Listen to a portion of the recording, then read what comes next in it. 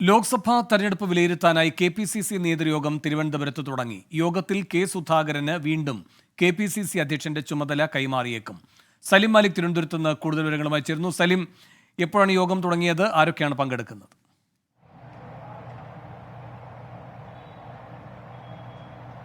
വേണു, പ്രധാനപ്പെട്ട കോൺഗ്രസ് നേതാക്കളെല്ലാം തന്നെ കെ.പി.സി.സി നേതൃയോഗത്തിൽ പങ്കെടുക്കുന്നുണ്ട്. സംഘടനാ ചുമതലയുള്ള ജനറൽ സെക്രട്ടറിമാരായ ദീപാദാസ് മുൻഷി, സ്ഥാനാർത്ഥി കൂടിയായ K C. Venugopal, KPCC acting president MM. Hasan, Ramesh Chennithala, ഒപ്പം കെ സുധാകരൻ, പ്രതിപക്ഷ നേതാവ് വി.ഡി. സതീശൻ ഉൾപ്പെടെയുള്ള പ്രധാനപ്പെട്ട നേതാക്കളെല്ലാം തന്നെ പങ്കെടുക്കുന്നുണ്ട്. മാത്രമല്ല കെ.പി.സി.സി സെക്രട്ടറിമാരും ഭാരവാഹികളും ഡി.സി.സി അധ്യക്ഷന്മാരും ഉൾപ്പെടെയുള്ളവരും ഈ യോഗത്തിൽ പങ്കെടുക്കുന്നുണ്ട്.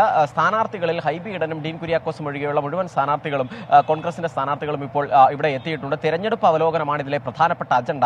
അതിൽ തന്നെ എത്ര സീറ്റ് വിജയിക്കും, അത് ഈ ബൂത്ത് തലത്തിൽ നിന്നുൾപ്പെടെ ശേഖരിച്ച പ്രാഥമികമായ കണക്കുകളുടെ അടിസ്ഥാനത്തിൽ, അതത് DCC-കൾ കൊണ്ടുവന്ന കണക്കുകളുടെ കൂടി അടിസ്ഥാനത്തിലാകും ഈ വിലയിരുത്തൽ നടക്കുക. ഈ വിലയിരുത്തലിന് ശേഷം ഈ കെ.പി.സി.സി അധ്യക്ഷ സ്ഥാനം മാറുന്നതിനെ കുറിച്ചുള്ള ചർച്ചയും ഉണ്ടാകും. സ്വാഭാവികമായും ഇന്ന് തന്നെ ഈ ആക്ടിംഗ് പ്രസിഡന്റ് സ്ഥാനത്ത് നിന്ന് എം.എം. ഹസനെ മാറ്റി വീണ്ടും കെ സുധാകരന് തന്നെ ചുമതല തിരികെ നൽകാനാണ് നീക്കം ഉള്ളത്. എന്തായാലും കോൺഗ്രസ് നിലവിൽ 20 സീറ്റും വിജയിക്കുമെന്നൊരു പ്രതീക്ഷ കഴിഞ്ഞ ഈ തെരഞ്ഞെടുപ്പ് പ്രഖ്യാപിക്കുന്നതിന് മുൻപ് തന്നെ ആരംഭിച്ച പ്രതീക്ഷ, അത് തെരഞ്ഞെടുപ്പിന് ശേഷവും നേതാക്കൾ ആവർത്തിച്ചുവെങ്കിലും അത്തരത്തിൽ ഒരു 20ലേക്ക് എത്തും എന്നൊരു വിലയിരുത്തൽ പക്ഷേ കോൺഗ്രസിനുള്ളിൽ ഇല്ല. 15 മുതൽ 20 വരെ സീറ്റുകൾ നേടാം എന്നുള്ളതാണ് നിലവിലുള്ള വിലയിരുത്തൽ. അതിന്റെ കൃത്യമായ ഒരു വിലയിരുത്തൽ പാർട്ടിയെ സംബന്ധിച്ചിടത്തോളം നടക്കുക എന്നുള്ളതാണ് ഇന്നത്തെ പ്രധാനപ്പെട്ട കാര്യം. CPI സംസ്ഥാന സെക്രട്ടേറിയറ്റും ഒപ്പം CPIM സംസ്ഥാന സെക്രട്ടേറിയറ്റും ചേർന്ന് 12 സീറ്റുകൾ വരെ ഇടതുമുന്നണിക്ക് ലഭിക്കും എന്ന് പറഞ്ഞിരിക്കുന്ന സാഹചര്യമുണ്ട്. ആ വിലയിരുത്തലും ഇതിൽ ചർച്ചയാകും. മാത്രമല്ല റായ്ബറേലിയിലെ രാഹുൽ ഗാന്ധിയുടെ സ്ഥാനാർത്ഥിത്വം ഉൾപ്പെടെയുള്ള കാര്യങ്ങളും ഇവിടെ ചർച്ചയാകും. കാരണം റായ്ബറേലിയിൽ ജയിക്കുകയാണെങ്കിൽ വയനാട് രാഹുൽ ഗാന്ധി ഒഴിയുമോ എന്നുള്ള വിഷയം ചർച്ചയാകും. അങ്ങനെ വിവിധ വിഷയങ്ങൾ ഇന്ന് ചർച്ച ചെയ്യാനുണ്ട്. അതിലെ ഏറ്റവും പ്രധാനപ്പെട്ട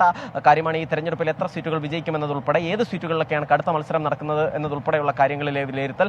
ആദ്യം തന്നെ ഈ തെരഞ്ഞെടുപ്പ് കഴിഞ്ഞ ദിവസം തന്നെ കള്ളവോട്ട് ആരോപിച്ചുകൊണ്ട് കാസർഗോഡ്, കണ്ണൂർ മണ്ഡലങ്ങളിൽ ഒരു ആശങ്ക നേതൃത്വം തന്നെ അറിയിച്ചിരുന്നു. അതിനോടൊപ്പം തന്നെ മറ്റ് ചില മണ്ഡലങ്ങളിലും കടുത്ത മത്സരം, ആറ്റിങ്കലും മാവേലിക്കരയും ഉൾപ്പെടെയുള്ള മണ്ഡലങ്ങളിൽ കടുത്ത മത്സരമുണ്ട് എന്നൊരു വിലയിരുത്തലും പാർട്ടിയെ സംബന്ധിച്ചിടത്തോളം ഉണ്ട്. അത് സംബന്ധിച്ചുള്ള ചർച്ചകൾ കൂടിയാകും ഇന്നത്തെ കെ.പി.സി.സി നേതൃയോഗത്തിൽ നടക്കുക. വേണു, ശരി, തെരഞ്ഞെടുപ്പ് അവലോകനത്തിന് കെ.പി.സി.സി നേതൃയോഗം ചേരുന്നു. സലിം മാലിക്കാണ് തിരുവനന്തപുരത്ത് നിന്ന് വിവരങ്ങൾ നൽകിയത്.